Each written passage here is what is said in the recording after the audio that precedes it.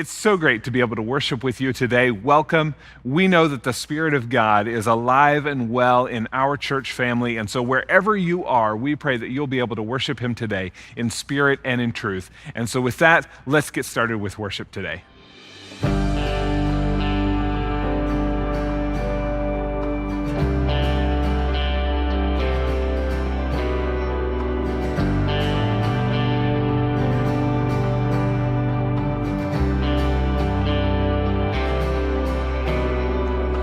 Just one word, you calm the storm that surrounds me. Just one word, the darkness has to retreat. Just one touch, I feel the presence of heaven. Just one touch, my eyes are open to see, my heart can help but believe. There's nothing that our God can't do. There's not a mountain that He can't move. Oh, praise the name, He makes a way. There's nothing that our God can't do.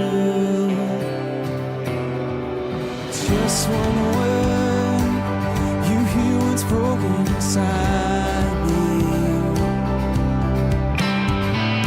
Just one word, and you revive every dream. Just one touch, I feel the power of heaven. Just one touch, my eyes were open to see, my heart can help and believe. There's nothing that our God can't do. There's not a mountain that He can't move. Oh, praise the name, He makes a way. There's nothing that our God can't do. There's nothing that our God can't do. There's not a prison wall He can't break through. Oh, praise the name, He makes a way. There's nothing that our God can't do.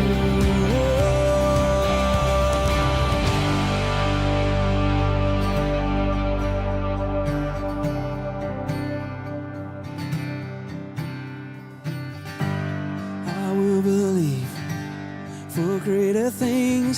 There's no power like the power of Jesus. Let faith arise and all agree. There's no power like the power of Jesus. I will believe for greater things. There's no power like the power of Jesus. Let faith arise and all agree. There's no power like the power of Jesus. I will believe for greater things. There's no power like the power of Jesus. Let faith arise and all agree. There's no power like His power. There's nothing that our God can't do. There's not a mountain that He can't move. Oh, praise the name, He makes a way. There's nothing that our God can't do. Oh, there's nothing that our God can't do. There's not a prison wall He can't break through. Oh, praise the name, He makes a way. There's nothing that our God can't do.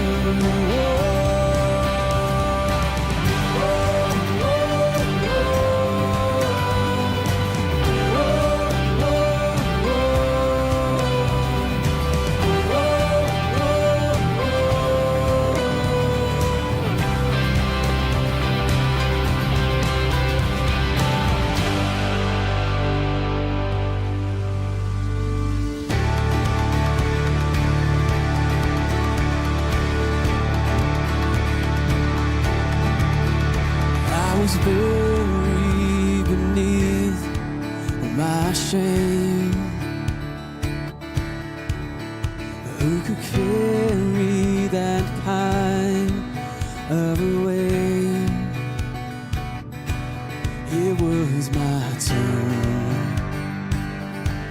till I met you.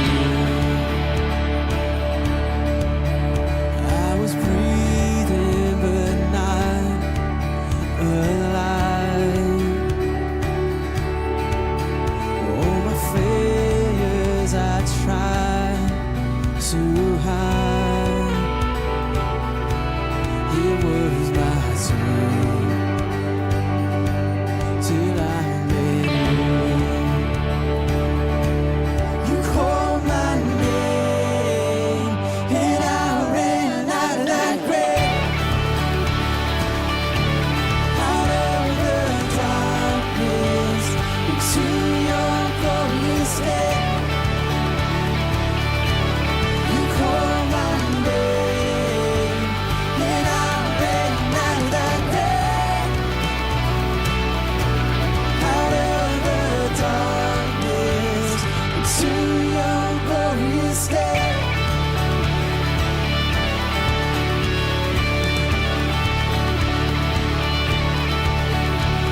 Your mercy has saved my soul, and your freedom is all I know. The old man knew Jesus when I met you. You called my name and I ran out of that grave, out of the darkness into your glorious day. You called my name and I ran out of that grave, out of the darkness into your glorious day.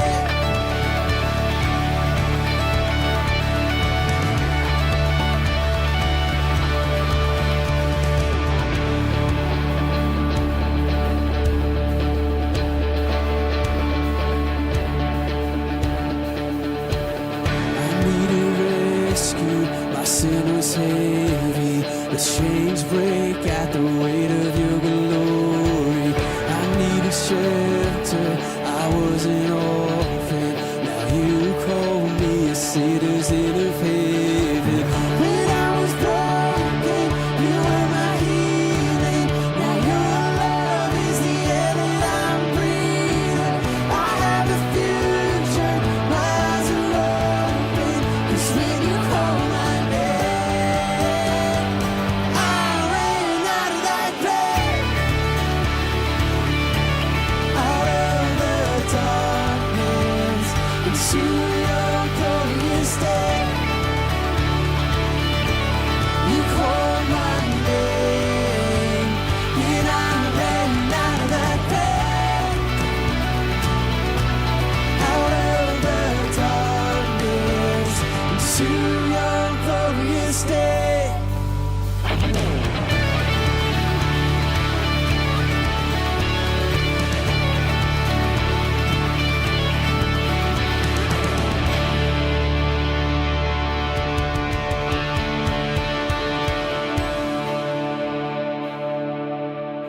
Our God is alive and He is great, and we are so glad to be able to worship Him together today. Now, just a couple things before we move into the sermon. The first one is, if you want to go deeper with our Mark sermon series, we offer daily devotionals that are found conveniently enough at thecreek.org/devotionals. You can also sign up to get those delivered straight to your email inbox every Sunday evening, and you can follow along Monday through Friday and just take a little bit of extra time to be able to dive deeper into these scriptures and to really let the Spirit speak to you and to teach you new things about what Jesus has to say to us through the book of Mark during this sermon series. So we hope you take advantage of that. But there's also a way for you to help others in their journey with Jesus. We have these things called the Orange Generous Buckets, and you can give to those either here in the building or you can give online at thecreek.org/give. Every dollar collected in those orange buckets helps us to be able to forge new relationships with people who are looking for physical needs to be met And we know the needs are always important to meet, but even during this time, those things are just amplified. But by meeting their physical needs, we have an opportunity to introduce them to the one that can answer all of their questions, who can meet all of their needs in Jesus Christ. And so by you continuing to give to those, we're so grateful for your generosity in those, but by continuing to give, you continue to allow us to make those new relationships and introduce more and more people to Jesus and start them on a journey of faith with Him. So thank you for that. We pray that you'll continue to give to that. But now I'm excited to be able to see what the Spirit's going to teach us today through the book of Mark as we jump into the sermon. So let's do that now.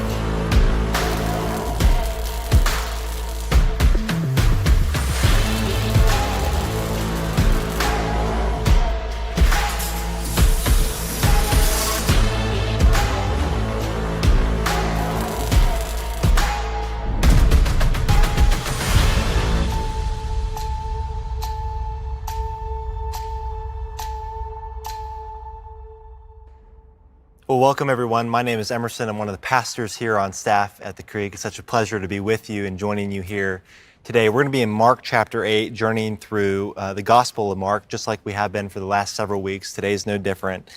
And I want to just kind of set the stage for where we're going here today. Not last week, but a couple weeks ago, I was able to stand up here on the stage and talk about what I consider one of the pillars of my faith. Jesus being the one that I go to for care and provision and leadership in my life, the one that I can trust in every facet in every area of my life. And today is very similar to that. This is what we're going to talk about, and what Jesus talks about in Mark chapter 8 has become for me crucial to my discipleship to Him. Like the things that we're going to talk about and realize today have become like the center point and the apex for what it means for me to follow Jesus. So I am passionate about this. I'm excited. I'm raring to go for what we're going to talk about in Mark chapter 8 here today. Now, my favorite film is Terrence Malick's film, A Hidden Life. You see the picture of it up here on the screen. And this truly is like a work of art. Now, I don't know what your favorite film is. Hopefully it's nothing like Crazy Rich Asians or John Wick or whatever it is. Like, this is a true film. Like, this is like, the cinematography is great. The soundtrack is great. And it's awesome because it helps you think through things like love and beauty and goodness and truth and duty and responsibility, like what it means to be human. Like, that's what good art does. That's what good literature does. It helps you think through those types of things. And this film does that. So if you don't have a favorite film, I would highly recommend this be the one that you choose. But I love this film because it depicts the life of a guy named Franz Jägerstätter. You see him up here on the screen. That's him and his wife, Fanny. It depicts the life of Franz Jägerstätter. And Franz is, these are just simple folk. They work the land, they're farmers, they cut and bale hay, and they raise their 3 daughters up in a small rural community in Austria. And what's interesting about these folks is that they grew up in the time of World War II under the Nazi regime, and they were actually killed by the Nazis during World War II. And in this film, it kind of displays Franz and Fanny's life. It shows them working their land. You kind of get to know the characters a little bit. And you see that Franz is known in his community as a man of principle and honesty, a man of integrity, a man of faith, and a man that's dedicated to his family. But there comes this point in the film where Franz has a decision to make. His whole community swears an oath of fealty to Hitler, not because they're bad or evil people, but because they are kind of just operating out of self-preservation. Like, they don't know all the facts and all the information about what the Third Reich was doing in the world. They knew a little bit, but not enough to really want to rebel against that. So they're a small rural community. They didn't want their economics to be disrupted. They didn't want their families to be harmed. They didn't want themselves to be harmed. And so they swore an oath of allegiance to Hitler. And so Franz, in the midst of all that, he knew enough that there began to have some sort of lurking suspicion within his heart. He knew enough to go, this doesn't feel right. Like, this doesn't seem right. And so he was kind of wrestling back and forth. Do I just swear this oath of fealty to Hitler to save myself, to save my family, or do I do what my faith calls me to do? That's kind of the decision he was having to make. And you put yourself in his shoes. Like, what would you do if you were him. I mean, if you do not swear this oath of allegiance, well, then you're putting yourself at risk, you're putting your family at risk. And not only was he having to face those kinds of questions, but all his townspeople were just telling him to just go ahead and do this. Like, even if it's an empty oath that you swear, like you don't mean it in your heart, like just say the words so that you don't put your family or yourself at risk, or even us, our town, at risk. Like all his neighbors were saying that to him. And then even his priest was saying, hey man, you have a duty to your fatherland, a duty to your country to just go ahead and do this. Like, you may not be out there like soldiering with Hitler and like doing bad things, but you might just be having to push paper and pencil and help the supply chains go along. But Franz, he was torn up inside with this decision that he had to make. And so what happens in the movie is, in the midst of trying to decide what's right, what's wrong, what's wise, what's not, what his duty to God is, what his duty to his family is, what his duty to his own conscience is, as he's trying to decide all those things, he ends up talking with this painter, an artist. He walks into this church one day, and this artist is standing on a ladder. He's painting a picture of Jesus. And Franz, he goes up to this guy and he starts talking to him about the way he's painting Jesus in this picture. And this artist doesn't know what Franz is thinking through and mulling over, but they end up having a conversation. And you know how sometimes in life when you're thinking over something and you're mulling over something, and what happens is that person ends up saying something in your conversation with them that really just kind of like hits home and like gets to the core of what you're thinking through. You know how that happens? Well, that's what happened with Franz in conversation with this painter. Here's what the painter said to him. He said, Christ's life is a demand. He says, I paint their comfortable Christ with a halo over his head, because how can I show what I haven't lived? Someday I might have the courage to venture, but not yet. Someday I'll paint the true Christ. And it seemed like at that point in the movie, like something clicked in Franz's mind. It's like the hamster wheel started turning. It was like at that point that Franz realized that he had to paint the true Christ with his very own life, the Christ of self-denial, the Christ of sacrifice, and the Christ of the cross. Franz realized in that moment what his contemporary Dietrich Bonhoeffer realized, that when Christ calls a man, he bids him come and die. Franz realized what we also need to realize, what my mentor, John Mark Comer, says. The cross isn't just something Jesus did for us. The cross is also something we do with him. The cross isn't just something Jesus did for us. The cross is also something we do with him. And I think that is so true. I think that oftentimes we, like the artist, we like painting the comfortable Christ, do we not? Like, we love the Christ of, for I know the plans I have for you, declares the Lord, plans to prosper you, not to harm you, plans for a hope and a future. We like that Christ. We like the Christ of victory, and we like the Christ of salvation. We like the Christ of hope and all these different things. And those things are good, right? I like those things. But I'm not so sure that we like the Christ of the cross, the Christ of suffering, the Christ of self-denial. But that's what the cross calls us to. And let me tell you something, Mark in chapter 8 is not going to let us get away with painting a comfortable Christ. He's going to call us out of our comfort and into self-denial, into picking up our cross, and into following Jesus as his disciples truly should follow him. We're going to be journeying with Jesus as he travels from one town to another.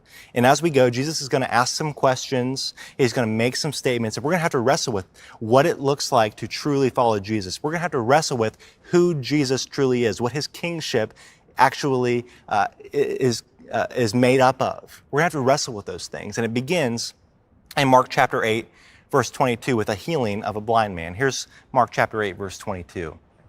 So Jesus and the disciples, they came to Bethsaida, which is on the northern shore of the Sea of Galilee. They came to Bethsaida, and some people brought a blind man and begged Jesus to touch him. And so Jesus, he took the blind man by the hand and led him outside of the village. And when he had spit on the man's eyes and put his hands on him, Jesus asked, "Do you see anything?" Well, the man looked up and said, "I see people, but they look like trees walking around." And once more, Jesus put his hands on the man's eyes. Then his eyes were opened and his sight was restored, and he saw everything clearly. Now, admittedly, that's kind of a weird miracle, isn't it? Like, why did Jesus have to put his hands on this guy's eyes twice in order for him to receive sight? That's kind of an odd thing, is it not? Like, Jesus hasn't had any other problems any other time healing people, right? But this time he has to do it twice? Like, what's up with that? Well, I think what Jesus is doing is it's kind of like an embodied parable. Like, Jesus would all the time go throughout his ministry teaching in parables, teaching in stories, and this is kind of like an embodied parable where Jesus is saying, through action, you do not quite yet clearly perceive who I am and what following me is all about. But in time, just as this blind man, there is a progression in him seeing clearly. In time, you as my disciples, as my followers, will come to learn what it truly looks like to follow after me. You will come in time to truly learn what it looks like to be my disciple. Now, Mark is a literary genius, I think. I think Mark places this story of this blind guy being healed in this particular spot in his gospel for a specific purpose. Because not only was Jesus teaching his disciples back then that they don't quite understand who he is and they don't quite understand what it looks like to follow him, Mark is placing this story at this particular spot, what many scholars consider the apex of Mark's gospel, to ask us the same questions. Do we clearly perceive what it looks like to follow Jesus? Do we clearly see and understand who Jesus truly is? That's the question we have to wrestle with. Do we see clearly, or are we seeing not quite clear pictures of people yet, or do we see trees walking around? Is our vision kind of fuzzy? Is it not 2020? That's the question that Mark and Jesus are posing to us here. And Mark is going to say, you may not see clearly yet, but in time, your vision is going to be restored. You will be able to see clearly. Your vision will be 2020. And here's how Mark begins to adjust our sight. Mark chapter 8, verses 27 through 28. Jesus and his disciples, they went on from Bethsaida, that northern city on the northern shore of Galilee, and they went to the villages of Caesarea Philippi, about a 20-hour hike north. And on the way, he asked them, who do people say that I am? And the disciples, they knew kind of the talk of the town. They say, well, some say you're John the Baptist, others say you're Elijah, and still others, one of the prophets. They kind of knew some of the typical talk of the town. And so Jesus asked them, who do people say that I am? And they give the typical responses, John the Baptist, Elijah, so on and so forth. But then Jesus then turns from that and he asks this question. Well, what about you? He asked. Who do you say that I am? And that's the question right there, isn't it?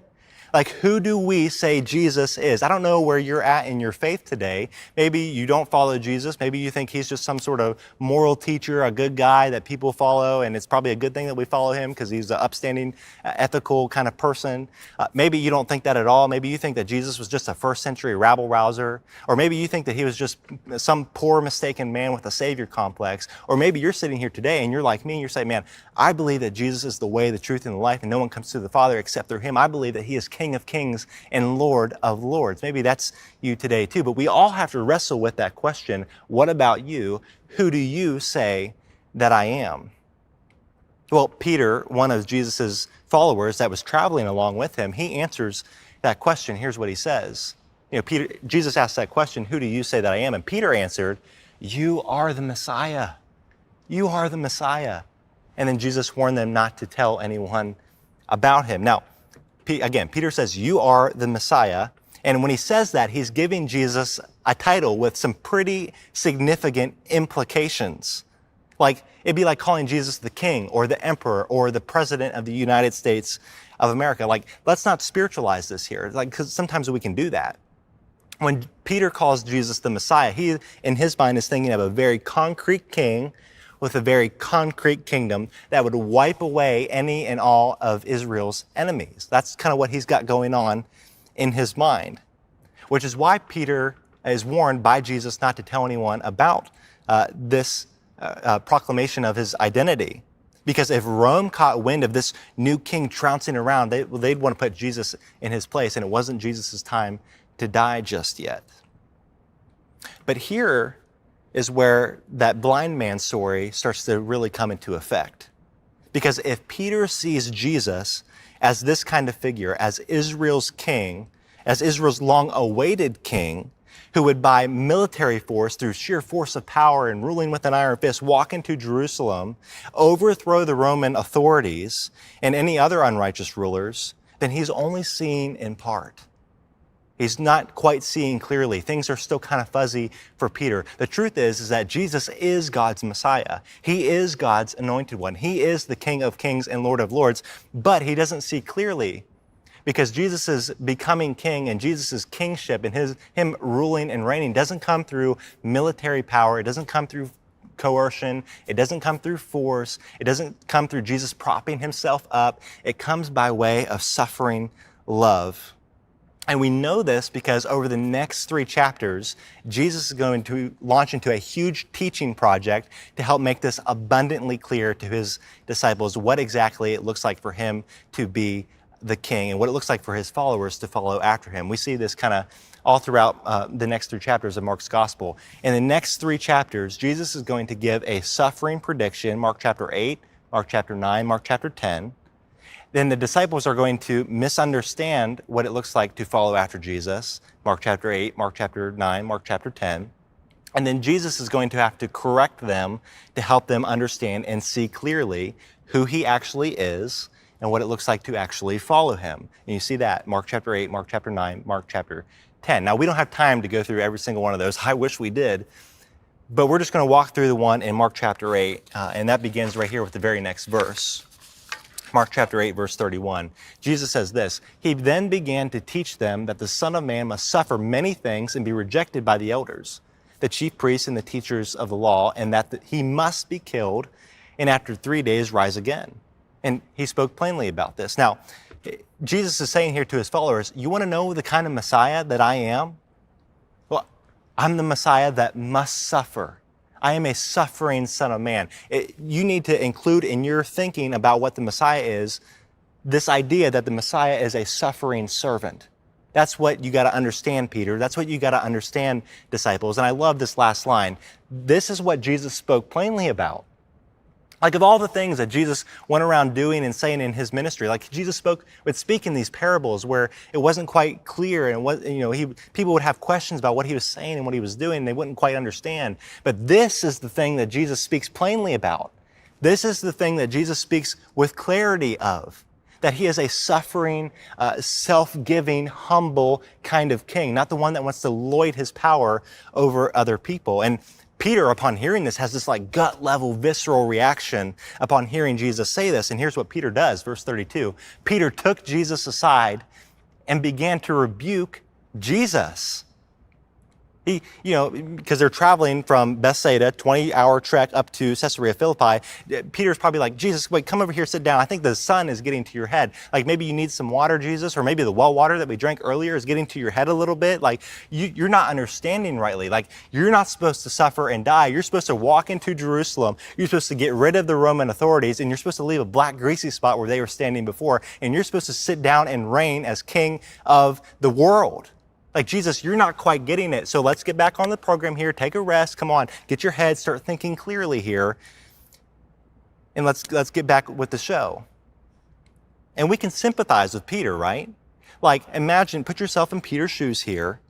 Like if Jesus walks into Jerusalem, gets rid of the Roman authorities, sits down and reigns as the king, well then if you're Peter, you're sitting kind of pretty, right? Like maybe you get CFO, maybe you get to be vice president, or maybe at least, the treasurer of the whole operation, right? But if Jesus goes into Jerusalem and he ends up suffering, and he ends up dying, and he ends up being killed, well, what do you think that means for Peter? Probably some of the same things for him as well. Like we get that. So Peter rebukes Jesus and tells him, Jesus, enough of that. Let's get our head in the game. And notice Jesus' response back to Peter, verse 33. Peter took him aside and began to rebuke him. But when Jesus turned and looked at his disciples, he rebuked Peter, saying, "Get behind me, Satan." Probably the last thing that you want to hear Jesus say to you, right? Get behind me, Satan. Now that's kind of confusing, but Jesus, he reciprocates Peter's rebuke with a rebuke of his own, and he says to Peter, get behind me. Get behind me. In effect, what Jesus is saying to Peter is this. He's saying, Peter, you're out of place. Peter, I'm the teacher. I'm the rabbi. You are my disciple. You are my student. You are out of place. Essentially, because Peter is Jesus's disciple, disciples like Peter find their place in following after their rabbi, in staying behind them, in trying to become like their teacher. But Jesus is saying here, Peter, you've stepped out of line. You've gotten ahead of me. You're supposed to be following after me, but instead you're trying to make me follow after what you think is right. And that's not your place. You are to follow in behind me. Now, then Jesus goes from get behind me to Satan. Why does he use that word? Don't get too caught up on this. I know like some of your heresy alarms are about to go off, but trust me, it's not. But Satan is not just a person's or spiritual being's personal name. It's kind of like the term Christ. Like when we use the term Christ, it's a title referring to the anointed one, the king, or Messiah. Christ is not Jesus' last name. Jesus is not Jesus Christ. He is the Christ. He's the anointed one, the king, the Messiah. So Christ is a title, not his last name. Same thing with Satan. Satan is a title meaning adversary and opposer. So when we use that word Satan, a lot of times it refers to a specific spiritual being that Jesus, faces in the wilderness where he's tempted all those various days. But here, Peter takes on that title because here he is Jesus' adversary and here he is Jesus' opposer. And so Jesus is saying to Peter in this moment, Peter, not only are you out of place, but you're in my way. Not only have you stepped out in front of me, but now you are a stumbling block from me reaching where I want to go. Let me illustrate what I mean by this. Have you ever had a moment or tried to embark on something kind of difficult or something that takes a lot of energy or time or effort or saving on your part? Like maybe you want to save up to remodel your bathroom at your house, so you have to save a certain amount of money to be able to do that and not spend it elsewhere. Or maybe you want to run like a half marathon, so you have to really train and program that out and commit yourself and discipline yourself to do certain things. Or maybe you want to do a specific kind of diet because you want to lose weight or whatever. Like maybe you want to try keto or whatever. Let's take that one as an example.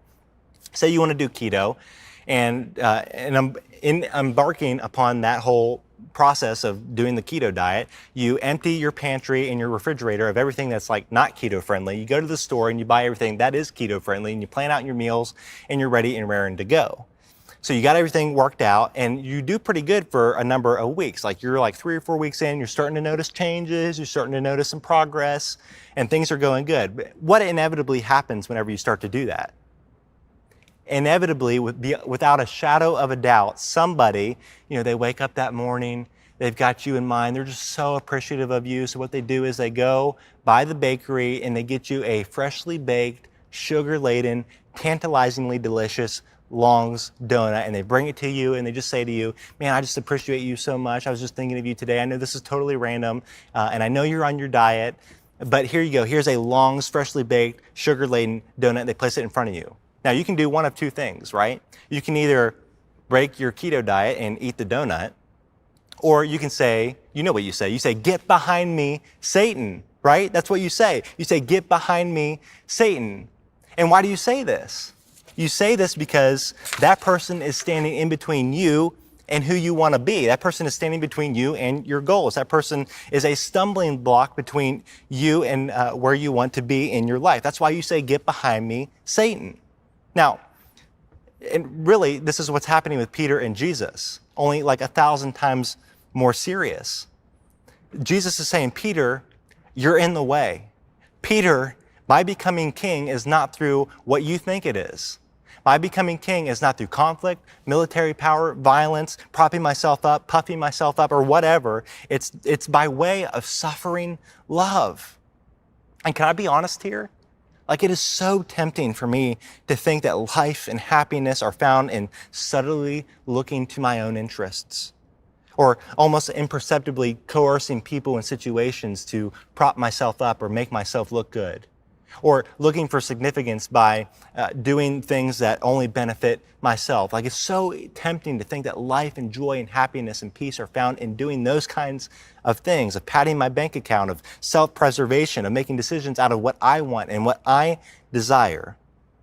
All me-centered endeavors. But here's the truth. When I do that, I end up just like Peter. I wind up rebuking Jesus just like Peter did, only I don't do it with my lips, I do it with my life. And instead of following behind Jesus and imaging him, I wind up out in front, getting in his way. Instead of looking and following after Jesus, I wind up looking and following after the Satan. I become the Satan. I become Jesus' adversary and his opposer. Anytime I choose to prop myself up, to use violence, to co-opt a person or a situation to look to myself, I become like the Satan instead of looking like my Savior. And this is what Peter misses, and this is what leads Jesus to say this: you do not have in mind the concerns of God, Peter. You don't have in mind the concerns of God. You have only in mind human concerns. And in fact, Jesus is saying, Peter, you're not thinking God's thoughts, man. You're not thinking God's thoughts. You're not on board with God's agenda. Jesus is saying to Peter, I don't know if it's because of the way you grew up, like your family of origin, like maybe you had to vie for recognition and affection in your family growing up because of all your brothers and sisters, or maybe your parents were distant or what have you. Like maybe that's what you had to do to receive love and affection and significance in your life. But that's not the way that my kingdom goes. Jesus is saying to Peter, I don't know if it's because of your friend group and what they're telling you what the Messiah should be like, or whether the talking points from CNN or Fox News are influencing how you're thinking about this right now, but my kingdom is not like that. My kingdom comes not through coercion or violence or lifting myself up. It comes through suffering love. It comes through sacrifice. It comes through self-denial. He says, Peter, you do not have in mind the concerns of God, merely human concerns. And it's at this point that Jesus then calls the bumbling crowds around him and the disciples. He calls all these people to himself, and he says this, what Mark writes next. It says, the crowd was called to him along with his disciples, and Jesus said this, whoever wants to be my disciple, whoever wants to be my disciple must deny themselves, take up their cross, and follow me. Now, it's kind of interesting right there in and of itself, right? He's saying to both people who are not his disciples and people who are currently his disciples, if you want to be my disciple, you got to deny yourself, take up your cross, and follow me. And what kind of Jesus is doing here is he's inviting both people who don't follow him, and he's inviting the people who are currently following him to reevaluate if that's something they want to continue to do, based on this new knowledge, like based on their vision starting to become a little bit more clear. Do we want to continue following Jesus? Yes or no? That's the question that they're posed with here. And we hear it again, that line that I stated at the beginning, we hear it here explicitly from Jesus, that the cross isn't just something Jesus did for us, it's something that we also must do with him. And it starts with the first thing that Jesus says here. He says, deny yourself. Deny yourself. Okay, what does this mean? When Jesus says deny yourself, he means deny yourself, right? But this doesn't mean, deny your personality, deny your love for the Colts, deny your love for golf, deny your Enneagram number, deny your Myers-Briggs thing, deny your introvertedness or your extrovertedness. No, that's not what he means. I like what he says, what a scholar of mine says. He says, deny yourself means to deny the base animalistic desires we so often give into for our own gratification. We deny the base animalistic desires that we so often give into for our own gratification. To deny what the Apostle Paul says is our flesh. We got to deny our flesh. So anytime that we opt for anger instead of joy, that's giving into our flesh. Anytime that we choose defensiveness, anytime we choose to blame or ridicule, anytime we choose to criticize, anytime we choose to hoard things and be greedy, anytime we choose to focus in on our current circumstances and we get anxious, anytime we choose to be dismissive of people and their dignity and their worth and their value, we are choosing to prop up ourself and not, in fact, deny ourself. And can I just be honest? Like, there is a lot of giving into the flesh and giving into the self these days, is there not? And you just turn on the news and there's impatience and there's division and there's bitterness and there's cynicism. And even within this church, there is impatience and there is bitterness and there is cynicism and there is division. And Jesus is calling us out of all of that. He's saying you got to put yourself to death. You've got to deny yourself. You've got to be willing to give up your own preferences, your own wants, your own desires, your own privilege. And that's so contra to what our culture says. In a culture of, be true to yourself, the heart wants what it wants, do you, treat yourself. Jesus says, au contraire, you want to be my disciple, you got to follow after me. You got to deny yourself. But he doesn't just stop there. He says this also, you got to take up your cross. Okay, 2 layers to this. One, Jesus probably meant this like literally, like he's saying to his disciples, be willing to take up your cross because you might actually have to take up a literal physical cross. Like, let's not miss that Jesus probably meant that literally.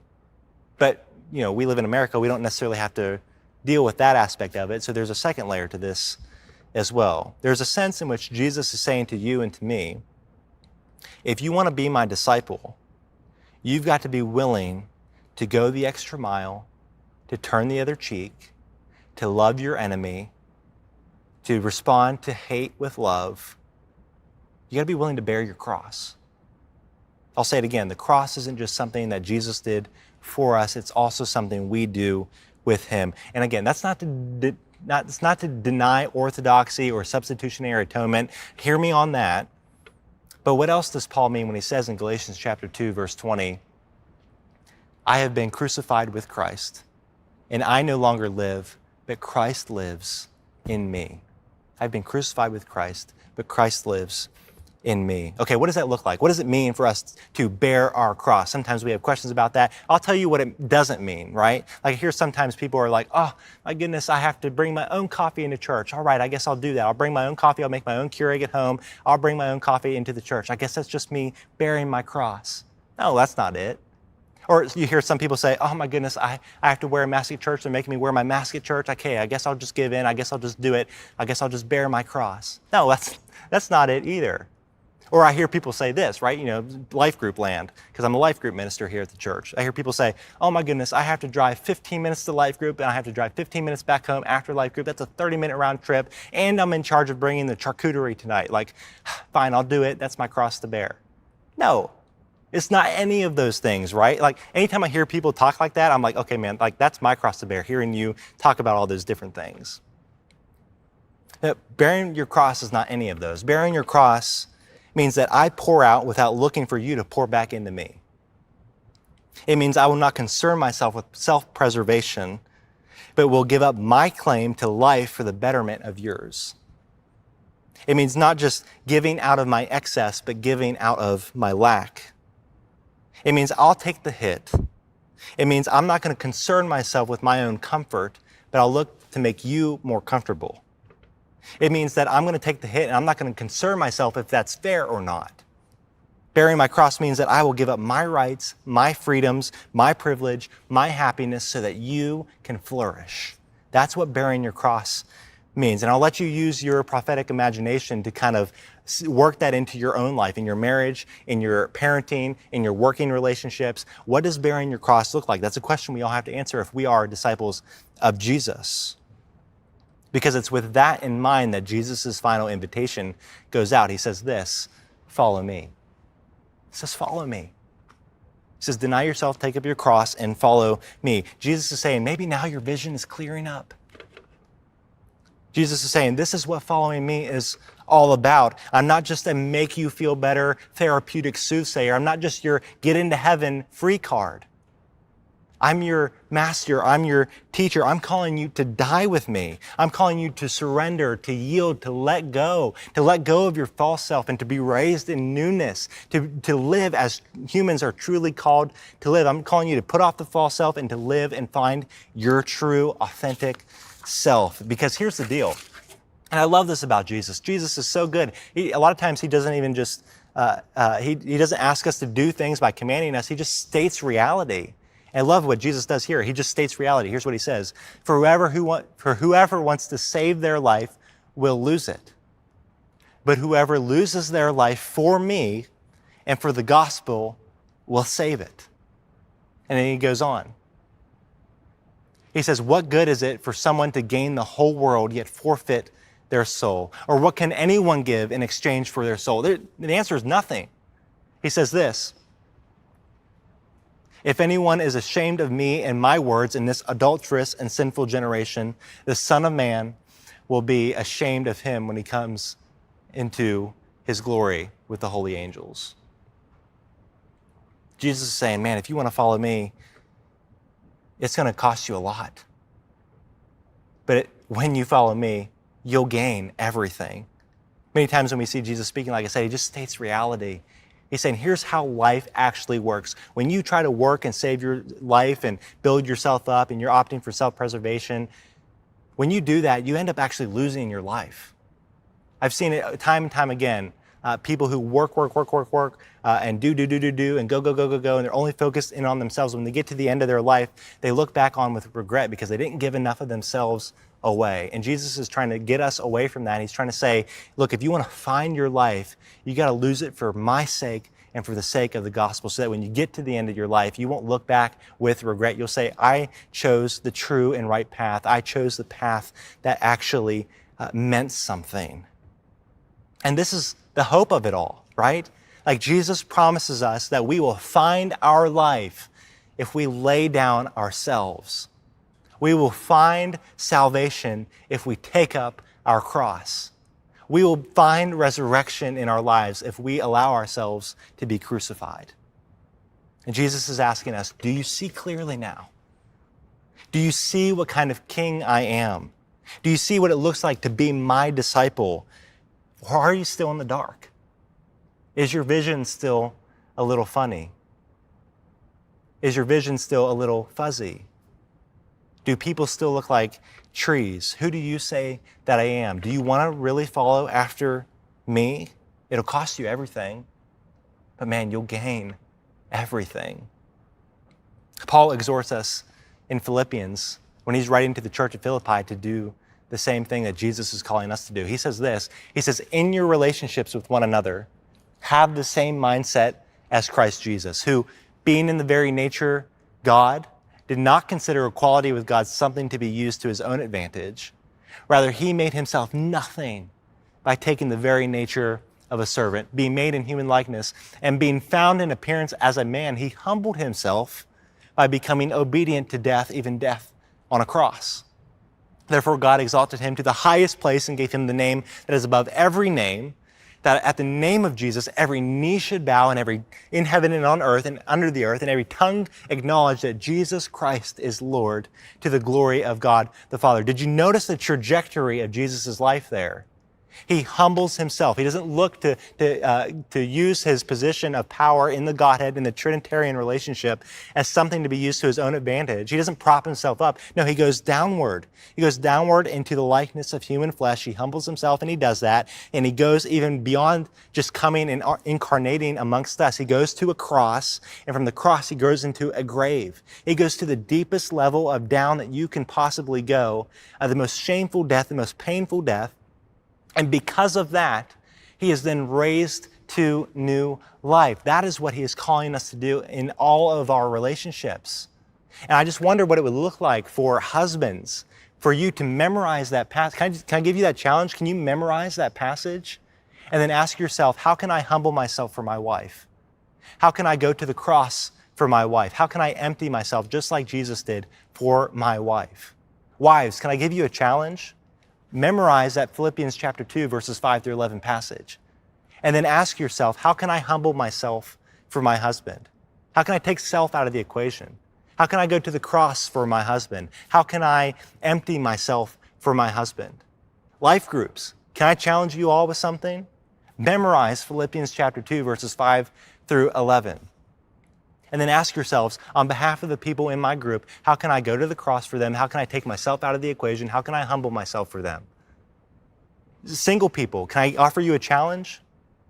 Memorize Philippians chapter 2, verses 5 through 11, and then ask yourself this, how can I use my singleness to empty myself out on behalf of others? How can I use the fact that I'm unmarried to pour out and to empty myself and to take myself out of the equation and go to the cross for somebody other than me?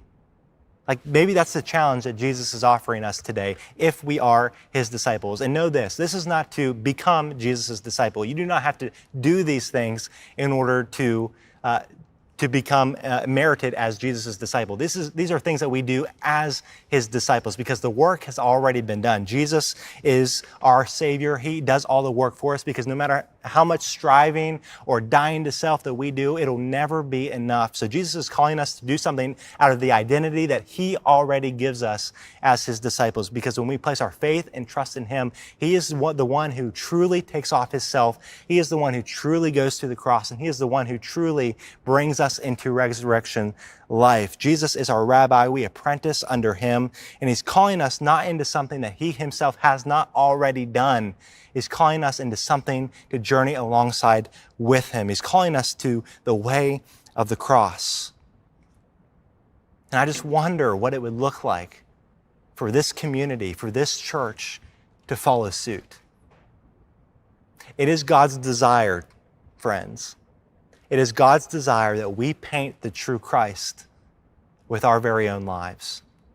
A Christ of self-denial, the Christ of sacrifice, the Christ of the cross. I wonder what it would look like in the 317 if we did that. You're going to have this time of communion now in your homes where you can remember the Christ of the cross. And I would just ask you to really reflect in this moment.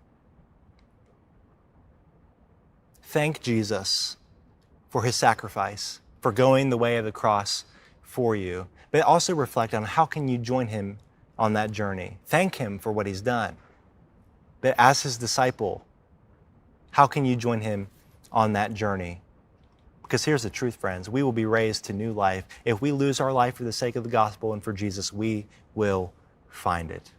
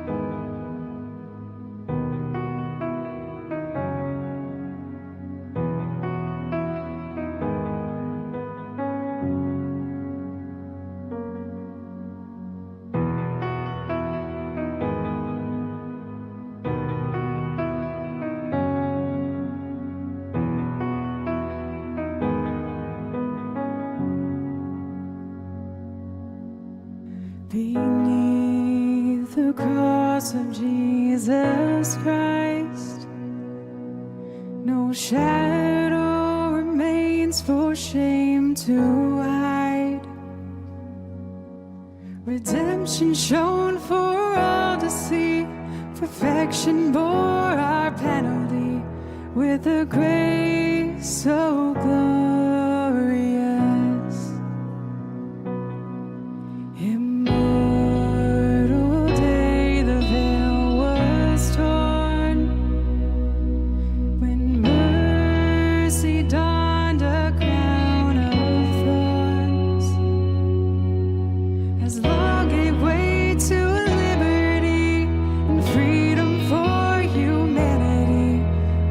grace so glorious, and oh, the glory of the Savior's love,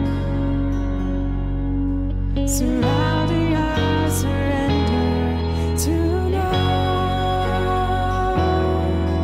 forever we are welcomed home, crowned in glory to glory.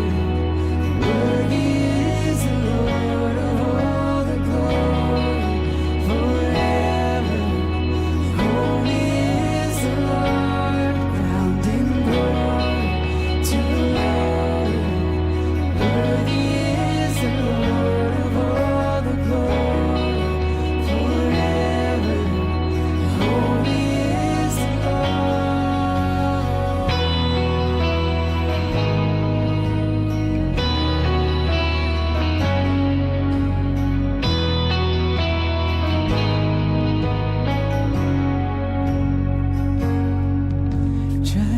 Triumphant praises without end. Oh, hailing the King of righteousness.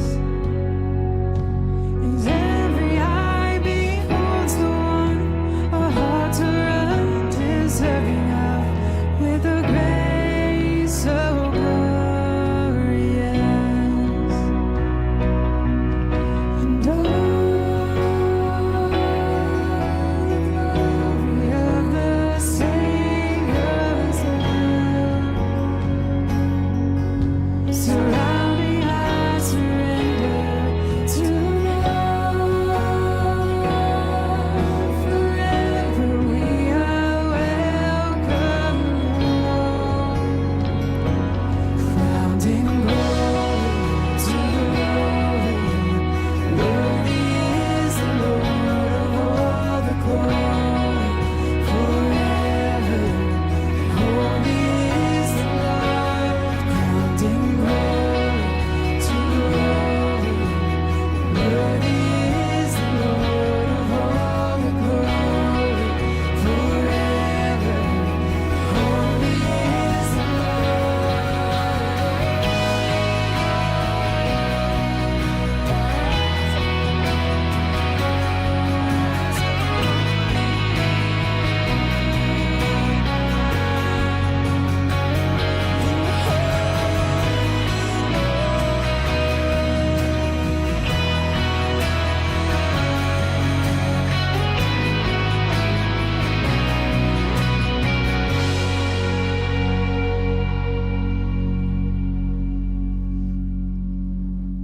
A wondrous day when I will see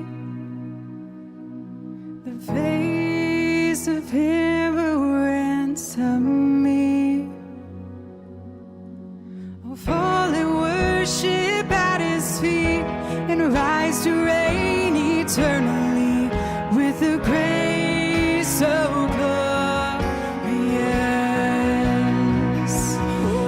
In a grace so glorious.